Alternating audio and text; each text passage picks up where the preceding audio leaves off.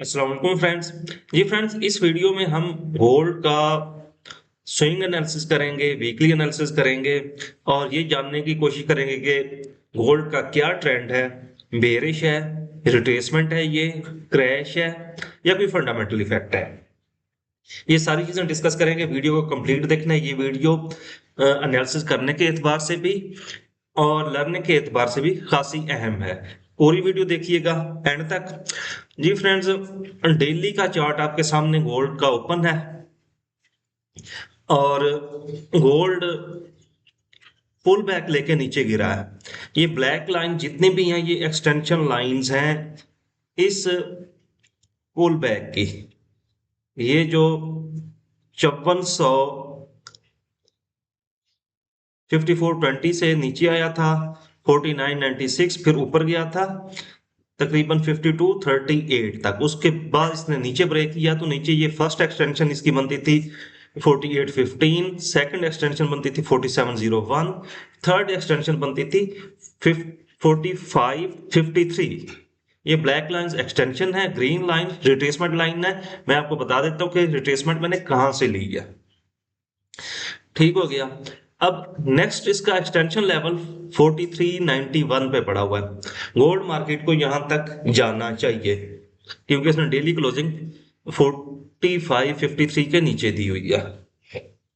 ठीक हो गया। गोल्ड को अगर हम H4 में देखें, डेली टाइम फ्रेम से एक टाइम फ्रेम हम नीचे की तरफ आते हैं, चार्ट को एडजस्ट करते हैं।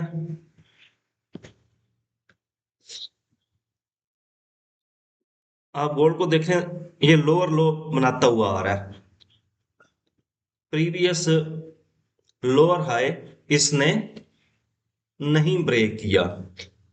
H4 में क्लियरली इसका ट्रेंड बेरिश है और डेली टाइम फ्रेम में भी ये पुल बैक लेके नीचे की तरफ गिरा है और अपने एक्सटेंशन लेवल अटेन करता जा रहा है। डेली में भी इसका ट्रेंड बेरिश नजर आ रहा है। छोटे टाइम फ्रेम में इसने 5 मिनट 15 मिनट टाइम फ्रेम में इंट्राडे के लिए इसने ऊपर जाने की कोशिश की, स्ट्रक्चर इसने शिफ्ट किया लेकिन दोबारा नीचे की तरफ गिर गया।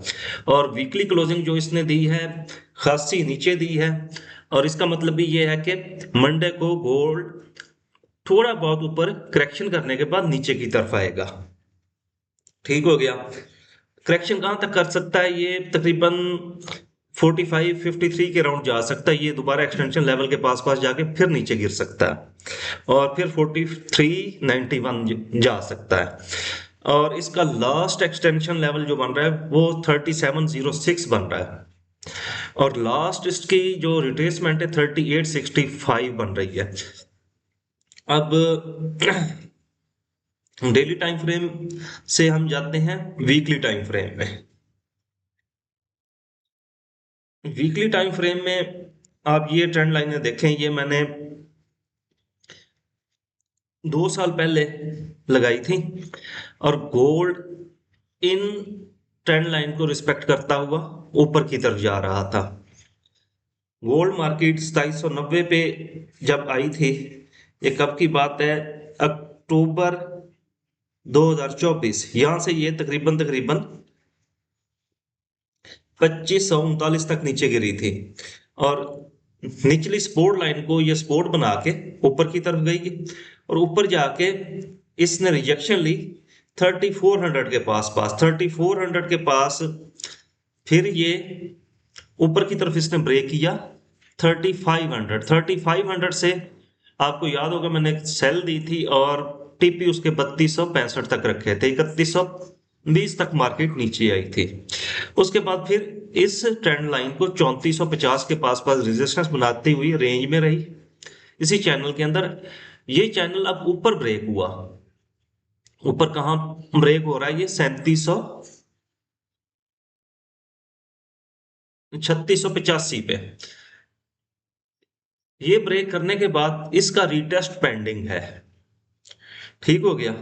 एक तो रिटेस्ट पेंडिंग है, दूसरा एलियट वेव की जो इसने रिट्रेसमेंट की थी 3500 से 3120 की।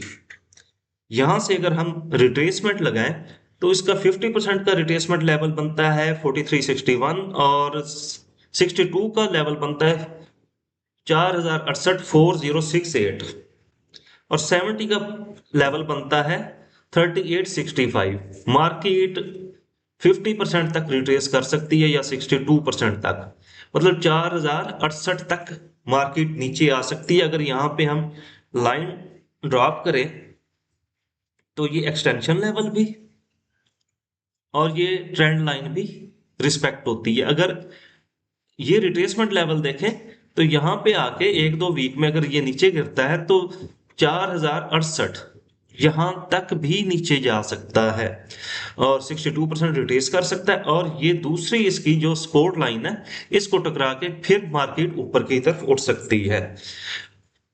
बहुत डाउन आया तो 3706 तक डाउन आएगा, लेकिन 3706 डाउन आने के बाद फिर यहां से ये डिसीजन लेगा इन तीन लाइन से, 3865, 3793 और 3706। ये वाइटल लेवल रहेंगे। अब मैं इसका ट्रेंड बेरिश क्यों कह रहा हूं, एक तो डेली टाइम फ्रेम और H4 में लोअर लो लगते हुए आ रहे हैं। डेली टाइम फ्रेम में तो एक है लेकिन H4 में काफी ज्यादा है। और दूसरी बात रही ये कि मार्केट ने जो 4388 के पास करेक्शन दी थी वो दी थी 3890 की। यहां से मार्केट ऊपर गई 5600, इसकी रिट्रेसमेंट 70% इसने कर दी थी 4400 के पास पास। तो यहां से जब ऊपर गई है मार्केट, ऊपर ब्रेक तो नहीं कर सकी, चले ये रेंज में रहती, या यहां से जो ऊपर की तरफ गई है इसका 60 या 70% रिट्रेस करती, लेकिन ये तकरीबन तकरीबन 90% से भी ज्यादा रिट्रेस कर चुकी हुई है। इसका मतलब ये है कि मार्केट फर्दर नीचे आने के चांसेस हैं, लेकिन 4400 ब्रेक करे। कंडीशन ये है 4400 अगर ब्रेक ना किया, इसको स्वीप करके ऊपर चली गई तो फिर भी बुलिश सिनेरियो कायम रहेगा, अदरवाइज मार्केट नीचे की तरफ आएगी। ठीक हो गया। और इस लेवल के जो रिट्रेसमेंट लेवल बनते थे वो बन रहे थे, मैं आपको 44 से जो ऊपर गई है 54 तक, इसका लास्ट बुलिश सिनारियो जो था वो था 4715 के पास पास। 4715 और 4701 एक्सटेंशन लेवल था, यहां से मैंने बाय दी थी, लेकिन यहां से ये बाय नहीं चल सकी। बाय यहां से गई है ऊपर, सिर्फ 15 से $20 ऊपर गई थी मार्केट, ज्यादा ऊपर नहीं गई थी। 4701 लगाने के बाद ये गई थी 4732-33 तक, 15 से $30 ऊपर गई थी। उसके बाद इसको नीचे ब्रेक किया तो अब गोल्ड मार्केट अल्टीमेटली नीचे जाती हुई दिखाई दे रही है। और ये ट्रेंड लाइन और एक्सटेंशन लेवल या रिट्रेसमेंट लेवल, इनको आप स्क्रीनशॉट करके रख ले। मैं थोड़ा सा स्क्रीन जूम करता हूं और जूम भी करता हूं। ये फिलहाल आप वीकली टाइम फ्रेम स्क्रीनशॉट कर लें, ठीक। और उसके बाद मैं, क्योंकि इसमें ये ट्रेंड लाइंस भी हैं, ट्रेंड लाइंस भी आपको पता चल जाएंगी। और डेली टाइम फ्रेम में ये थोड़ी सी वाइड हो जाएंगी लाइनें, क्लियरिटी आएगी इसमें। तो इसको भी स्क्रीनशॉट कर लें। ब्लैक लाइंस एक्सटेंशन लाइंस हैं और ग्रीन लाइंस रिट्रेसमेंट लाइंस हैं। तो यहां से मार्केट को सपोर्ट लेनी चाहिए ब्लैक और ग्रीन लाइंस में। और एक चीज आप ये भी देखेंगे, ये गैप पड़ा हुआ है